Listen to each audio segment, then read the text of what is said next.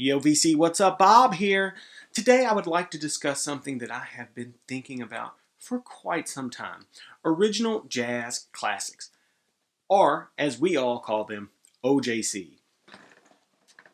Whenever I am looking for a record and I just can't get my hands on it, for whatever reason, maybe there's not a audiophile pressing of the record available, original pressings are crazy expensive, or I just can't find it, I will often turn to OJC. Now there is some legwork involved. You might have to go to Discogs, get into the fine details of the dead wax, go over to say the Steve Hoffman forum and try to figure out which one of the pressings is cut from the analog tapes, which there are many. You might have to do some of these things to source the perfect OJC pressing. Or you can just buy any OJC because they're all of fairly good quality. Most are pressed at RTI, some are from the original masters, some are digitally cut. All are nice pressings and will sound pretty good on an average stereo system. Your rig, if you will. So today, I have a stack of OJCs that I would like to show you, and we're going to get started right now. So all of these records are what I would consider Grail records for me. I have a pretty large stack here, right? So let's get started. A few months ago, my friend and yours, Jeffrey Lee Puckett, suggested that I buy the 2011 pressing of the Bill Evans Trio, Waltz for Debbie. Right? Pressed at RTI. It's flat, it's quiet. This is a live recording, well done, featuring Bill Evans, Scott LaFaro, Paul Motion, 3 jazz virtuosos. It sounds incredible. The source material, I don't know. I don't know if it was digitally sourced. I don't know if it's analog. All I can do is put the record on and trust my ears. And my ears say, this sounds awesome. Deep sound stage, big fat bass tones. The drums sound really good. And Bill's piano, big and lush, clear sounding. You can hear the ambiance of the venue, glasses clinking, people talking. This is a great recording and a really nice pressing. This is easily a reference quality record. If someone came to your house and you put this on your stereo, it would be impressive. The jacket feels very similar to a Blue Note Classics series jacket. The label here looks like an original Riverside label, but of course has an OJC catalog number. This is great. I highly suggest getting this. This is the 2011 pressing of Waltz for Debbie. Now, when it comes to these Bill Evans records, let me get my act together here. I was looking for all the trio records, right? So I've shown this on the channel several times. Everybody digs Bill Evans. I love this. Pieces on here. It's beautiful sounding. Got this one from Jeffrey Lee Puckett. I think I gave him 20 bucks for it. Bill Evans Trio, Sunday at the Village Vanguard. Both of these pressings are mid-80s and probably analog cut. They sound great. I just got this one. This is a Portrait in Jazz, Bill Evans Trio. Ordered this from Acoustic Sounds. Came in a few days. It sounds spectacular. It was $22 maybe. And look at this. The cover looks great. I mean, it looks great. It's flat, pressed at RTI. It sounds incredible. Scott LaFaro, incredibly creative bass player. Bill Evans plays such beautiful stuff. There is a reason why everyone is hunting these Bill Evans records. Paul Motion, In Motion, back there just playing the perfect parts for the songs, and the drum sounds are very good. So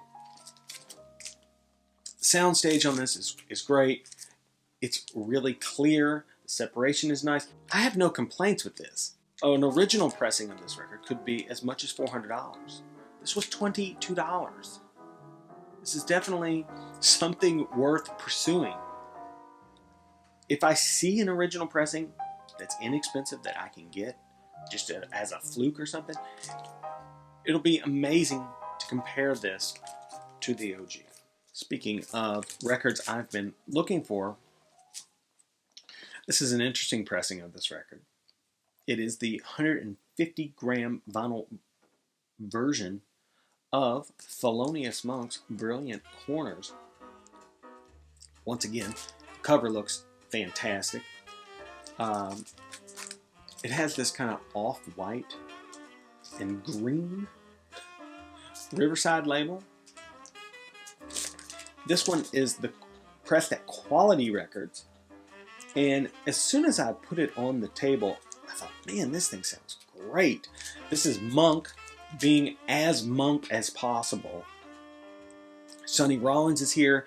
He's in typical form. He's got that big, fat saxophone tone, smooth as a Porsche's bonnet. I really like this record. I don't know if it is for everyone. Monk, it has a very particular style. It's not as orthodox as, say, Red Garland or Bill Evans. It is very much his essence when he plays his instrument. Brilliant Corners, very hard record to find, and even when you do, generally it's the ring wear and just it's notoriously roached. This is just it's amazing to be able to, for $22, to get a perfect mint pressing of a classic record, and it sounds incredible. Speaking of Sonny Rollins, I did pick this up for $15. This is a 1982 OJC with the Obi strip, complete with priced right at $5.98. Still in the shrink. It's on the Prestige label. This is Sonny Rollins, Art Blakey, Kenny Drew, Modern Jazz Quartet. Once again, Sonny Rollins playing spectacularly. Art Blakey is a legend and a beast on the drums. Kenny Drew playing some beautiful stuff on here. This is a bit Charlie Brown, Final Richie, but this is a hard to find record. This one sounds great, mastered and remastered by Rudy Van Gelder. Nice presentation, fantastic shape. I was happy to find that to finish this Sonny Rollins thing up. You know, I did a video quite a while ago called Secret Grails and showed these two records, Saxophone Colossus and Tenor Madness. This one does feature John Coltrane and Sonny Rollins on a couple tracks, and this is the legendary Saxophone Colossus. Both of these records were mastered by Steve Hoffman, Kevin Gray, cut from the analog tapes. They are available for just over $20. Find them. You need these in your collection. They sound incredible. Sonny Rollins' tone on this is as big as a house, and an original pressing of this record is like $1,000. It's a no-brainer. Another grail that I was looking for, Jeffrey Lee Puckett just gave it to me because the nature of the OJC is it's inexpensive. Coltrane, yeah, 7105. This is the first Coltrane record. Fantastic, iconic cover. Presentation is as it should be, and it sounds really good. This is just a recent pressing of the record, and it sounds great. Yeah, an original pressing might be a little more of everything. It might be a little warmer, a little more lush, a little, who knows? Because I can't get an original pressing of this record. I recently saw one. It was $350, and it was G plus maybe. So this is fantastic. This is incredible. I bought this one in mono just to compare to my original mono. The Miles Davis Quintet Working, featuring, yeah, that's right, Paul Chambers, Miles Davis, John Coltrane, Red Garland, Philly Joe Jones. It's an incredible record. This one sounds very nice. The opening track, It Never Entered My Mind, is so beautiful. Miles has a sensibility that, quite frankly, is very similar to Bill Evans. He can play the most beautiful stuff. He can shred. He can do it all. Presentation is incredible. I cannot stress to you guys that when you get these records and the pressings are so nice and it's mint, there's something to be said for records that are quiet and flat and the music is there. It's sonically there. Last but not least, this is in fact cut from the analog tapes. And I would highly suggest that if you don't have this record, you get this pressing now. This is the current pressing that is available if you order it. And it sounds very nice. Yusuf Lateef's Eastern Sounds, right? This is an incredible sounding record. This is just like a whole plethora of beautiful sounds on an LP. So, Lateef here, he's playing several instruments, including the sax, flute, I think maybe the oboe. This is a great record. Hard to find. Impossible to find a clean original. I mean, it's sort of a rare record. But you can get it. Now, this one is a little more expensive. It was $25. Yes, pressed at RTI.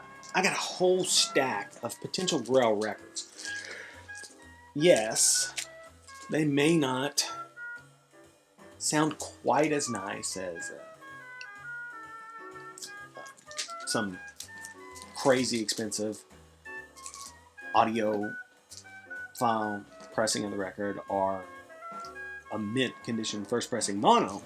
But if you want to have just an absolutely insane record collection filled with incredible music, yeah, OJC, you can get it done. You can get it done. I mean, just a flip of those records, it's a pretty impressive record collection. So, yeah, I am a fan.